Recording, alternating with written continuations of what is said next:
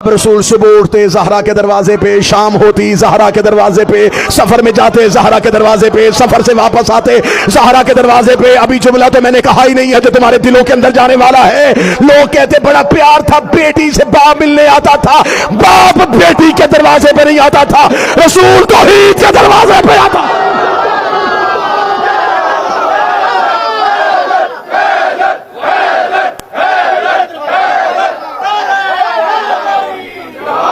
ज़हरा का दरवाजा जमीन पे बाबुल्लाह है, अल्लाह का दरवाजा है।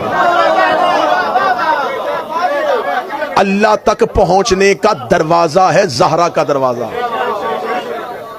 खुदा की कसम वो खतीब नहीं होता जो मजलिस पढ़नी जानता और चेहरे पढ़ने ना जानता। मुझे तहजीब मिंबर इस बात की इजाजत नहीं देता, वरना मैं उंगली उठा के बंदों के चेहरों को इशारा करके कहता ये बंदा इतने % परेशान हुआ। आदाब मिंबर मुझे इजाजत नहीं दे रहा, तहजीब अदादारी की इजाजत नहीं देती, वरना मैं उंगली का इशारा करके कहता कि ये भाई ये भाई ये भाई ये भाई, मैं ऐसे इशारे करके बता देता। मेरी आंखें हर चेहरा पढ़ रही हैं। चलो मैं तुम्हारी तसल्ली के लिए कह देता हूं, अगर आपके हल्क के नीचे से ये बात नहीं उतर रही कि ज़हरा का दरवाजा अल्लाह के घर का दरवाजा कैसे हो सकता है, तो जब सबके दरवाजे बंद हुए थे अली का क्यों नहीं बंद हुआ?